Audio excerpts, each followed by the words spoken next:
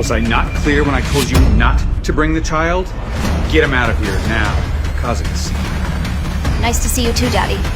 What is wrong with you? Get someone to take it away now, or I'll kick it out myself. My father hasn't changed a bit, Natalie thought solemnly. They will make her son endure the same neglect she endured as a child. Now get this abomination out at once. Why did you invite me here if you knew it would make you so unhappy? Then again, everything I do makes you unhappy. This was such a mistake. Sorry for all the inconvenience. We're leaving. Say bye to Grandpa, Liam. Wait, sis! Daddy, today is my day. And on my day, I want my sister. Give your blessings, please, Daddy? Tom's face darkened with displeasure, but he controlled his repulsion and agreed for Natalie to stay, all because Cheryl wanted so. He had always spoiled his precious daughter, Cheryl. No matter how unreasonable and unthought her demands were, Tom agreed to her in the blink of an eye. His bias toward Cheryl had left Natalie weak and depressed since childhood. Even to this day, he could not look through Cheryl's malicious intent to hurt Natalie, and he was never going to accept the fact that Natalie was the one who was mistreated. So am I staying or not? Stay to the side. Don't come near us. As much as her heart burnt seeing her father disrespect her, she knew today was not the day to give it back as she came with peace to clear the air between her and Nick and tell him the truth about her past.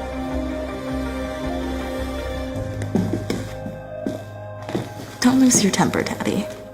Are you forgetting why we called her here in the first place?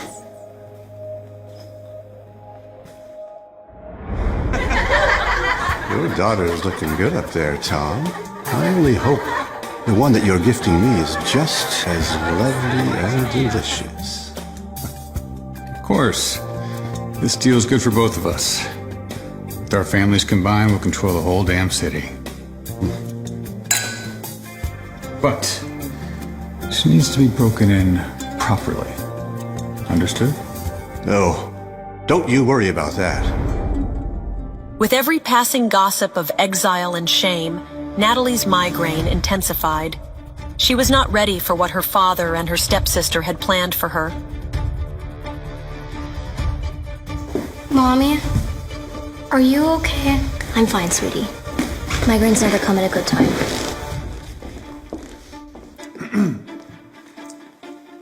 James, this is my eldest daughter, Natalie. Natalie, James Walker. Your daughters are stunning, Tom. Yes, well, Cheryl's found her life partner. It's only right that her sister finds hers. Natalie, chat with James. You want to get to know each other. Repulsion clawed up Natalie's throat as James scanned her creepily with his beady gaze. His oily mannerism and piggish proportions turned her stomach. She was shocked to see her father go to such an extent and bring her such dirt of a man. This filled Natalie with anger and repulsion. She recoiled from his ravenous stare, skin crawling at his nearness. Natalie felt extremely uncomfortable standing there. Someone like James could never worm his way into her life. I'm sorry, Mr. Walker, there's nothing to chat about. This was a mistake. We're leaving.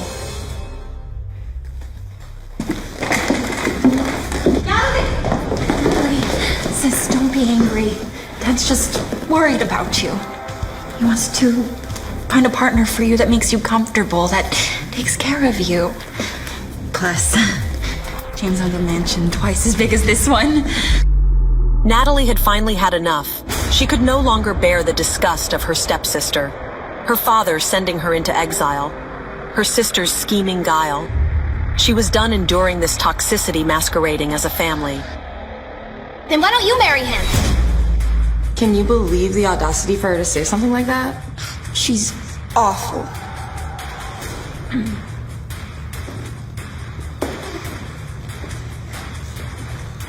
Mr. Walker, I'm sorry you're caught up in our family dramas. I'm sure you'd make a wonderful husband. But you deserve better than the exiled, forgotten daughter. Frankly, having me as your wife, someone with a child that everyone in town knows about, would be an insult to someone of your stature. The truth is, my dad's just trying to pawn me off to you. That's all fine. Child is a small complication compared to your beauty.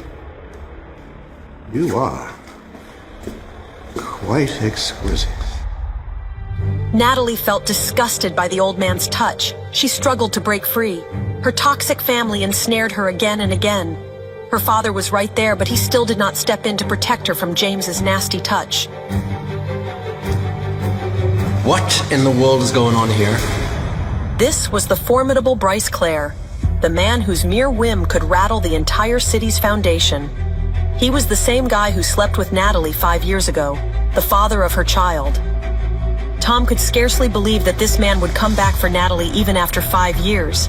Why would someone like him still be with her? Although Natalie wanted to get rid of him, but Bryce followed her everywhere. Mr. Clare, what are you doing here? Hi, Daddy.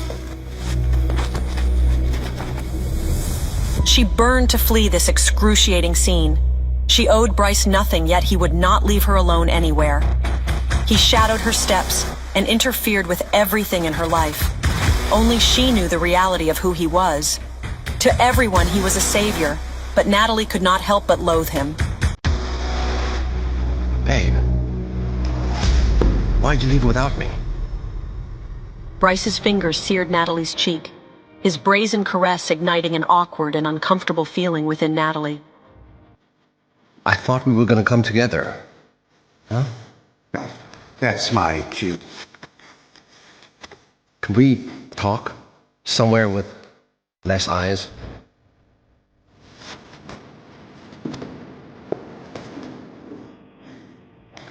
I'm on the verge of a restraining order, Bryce. I've asked you to leave me and my son alone. I don't want your help. I'm not here to help. I'm here to get even. Nothing to be nervous about. The people I want never get away from me. Mommy, where's Daddy going? Sweetie, there's something I need to tell you. Bryce isn't your... Natalie had always lied to her son, saying that Bryce was not his father, but she was done with this now. She did not want to lie to him anymore. She paused and let it be. She wanted to calm herself down and devoid her son of any stress. For now, calmness seemed a better escape than the chaos that was constant. Heavy-hearted Natalie held her peace. What are you doing here? Can a girl hang out with her sister without being questioned? Natalie, this might be the champagne talking, but I used to envy you so much. Dad forgot about Mom and I all those years.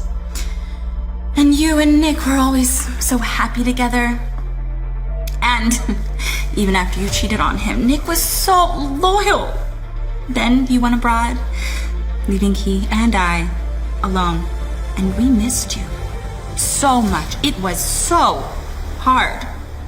But then we found each other. Cheryl's words cut deep with an intention to cause hurt. Cheryl would never let Natalie live in peace. She would never miss an opportunity to drag Natalie down. Natalie was fed up with Cheryl's mind games. Her heart still raged with the trap Cheryl had set up to break her marriage. Are you done? I didn't come here to listen to your sob story, nor do I care to hear you brag about stealing my man. The real you's coming out. You think you're hot shit because you got knocked up by Bryce Clare? Does he even know about you, your past? Does he even know that you're still in love with your little sister's fiance? Why are you so obsessed with Nick? Why can't you just let me have him? You already broke his heart. Do you have to break mine too? Cheryl's accusation winded Natalie like a physical blow. She reeled, assaulted by vitriol. She never imagined Cheryl could cut so deep that her past sorrows would resurface and burn. Had Cheryl's heart truly become so warped with envy? Natalie, what the hell is wrong with you? How could I have raised such a vicious woman? Natalie's head hurt even more, bearing the chaos and emotional turmoil. It amplified the pounding in her temples, the glaring eyes, the raised eyebrows. It overwhelmed her fractured senses.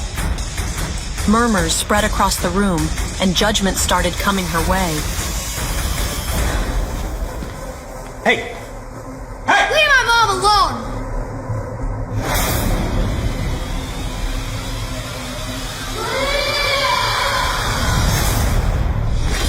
Don't let your excitement die! The full audio series is on the Pocket FM app. Tap the link in the description to install now.